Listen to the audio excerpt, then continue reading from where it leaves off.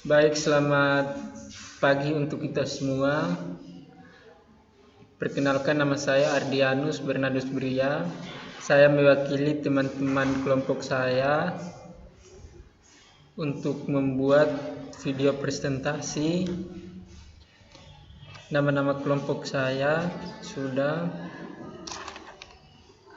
mata kuliah Sosiologi Postmodern,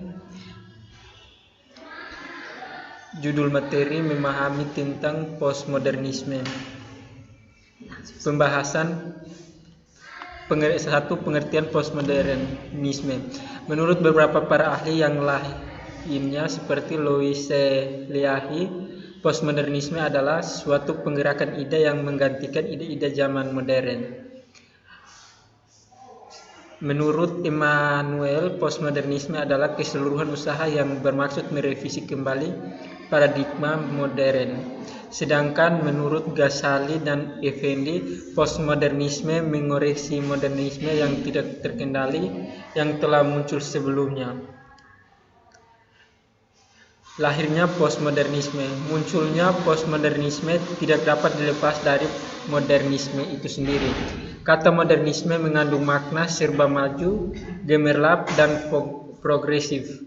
Modernisme selalu menjanjikan pada kita untuk membawa pada perubahan ke dunia yang lebih mapan, di mana semua kebutuhan akan dapat mempeduli rasionalitas, akan membantu kita menghadapi mitos-mitos dan keyakinan-keyakinan tradisional yang tak berdasar, yang membuat manusia tak berdaya dalam menghadapi dunia ini.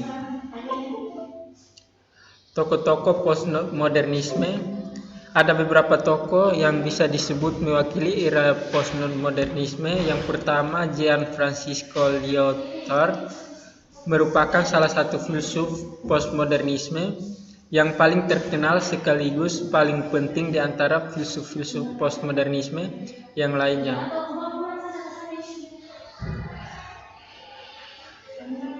Dua karya yang menjadikan terkenal baik di Prancis maupun di luar negeri yaitu The Postmodernisme Condition dan The Different.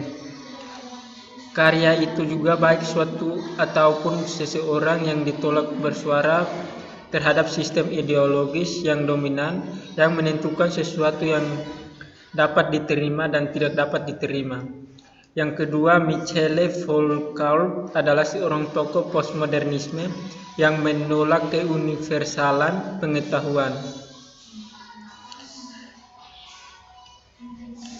Ada beberapa asumsi pemikiran pencerahan yang ditolak oleh Foucault, yaitu satu, pengetahuan itu tidak bersifat metafisis, transendental atau universal, tetapi khas untuk setiap waktu dan tempat.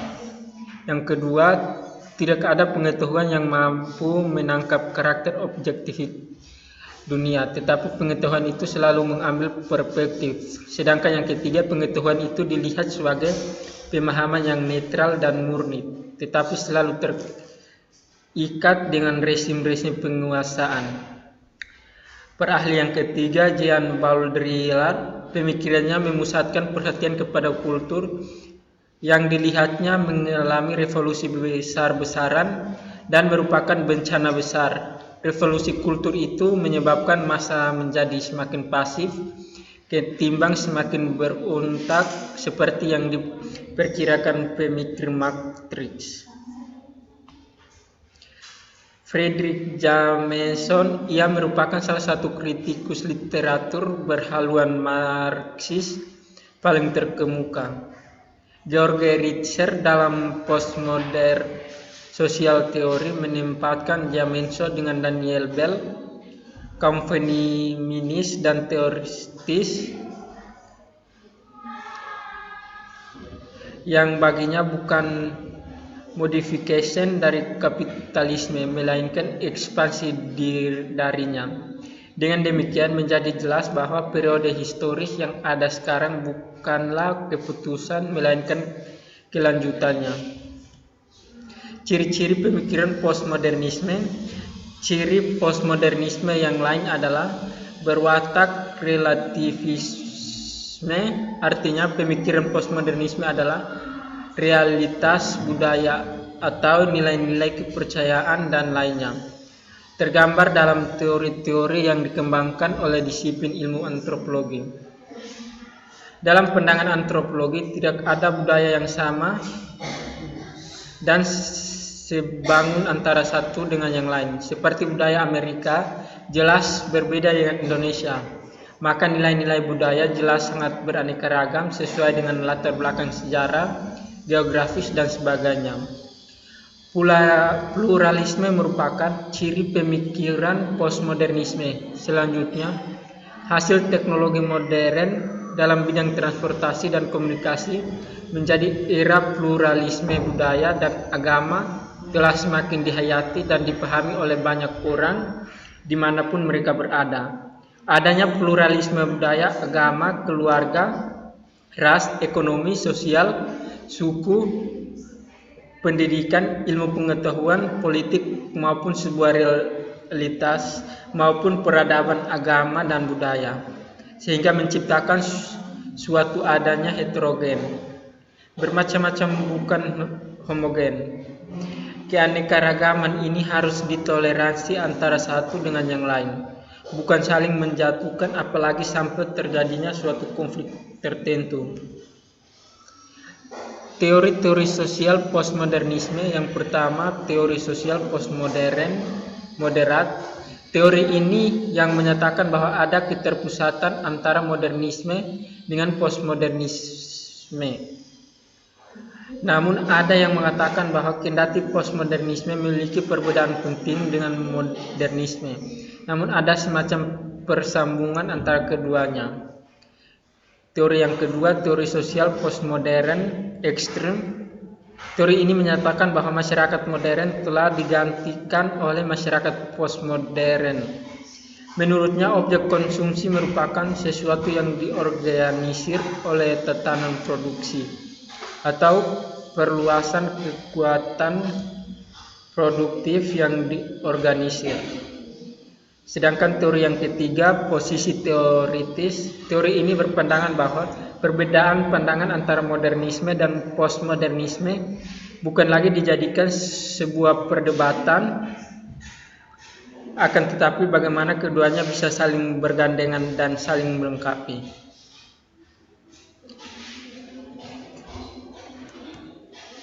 Pandangan postmodernisme terhadap ilmu pengetahuan.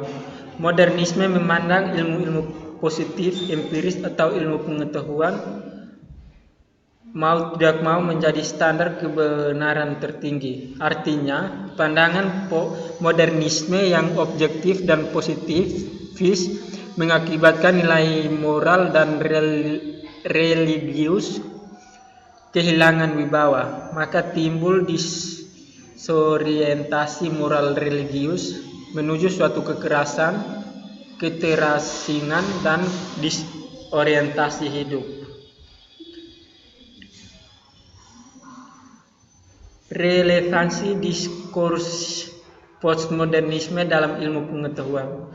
Bagi pemikiran postmodernisme, mereka tidak memandang ilmu pengetahuan modern sebagai universalisme, karena postmodernisme menolak penjelasan yang bersifat universal, harmonis, atau bahkan konsisten. Ciri-ciri dari postmodernisme melindungi hal-hal secara konseptual. Diskurs, ide yang meliputi satu, ide yang menghendaki penghargaan besar terhadap alam, ini semakin kritik atas gerakan modernisme yang mengeksploitasi alam. Ide yang menekankan pentingnya bahasa dalam kehidupan manusia dengan segala konsep dan analisisnya yang kompleks. Ide besar untuk mengurangi kekaguman terhadap ilmu pengetahuan, kapitalisme, dan teknologi yang muncul dari perkembangan modernisme. Ide penting inklusif dalam menerima tantangan agama lain atas agama dominan sehingga terbuka muncul ruang dialogis. Sikap yang cenderung permisif dan menerima terhadap ideologi dan juga agama lain dengan berbagai penafsiran. Yang berikut secara kasuitis munculnya ide pergeseran dominasi kulit putih di dunia barat, dan yang terakhir merupakan ide-ide cemerlang yang menjadi daya dorong kebangkitan golongan tertindas. Itulah hasil presentasi dari kelompok kami. Sekian dan terima kasih.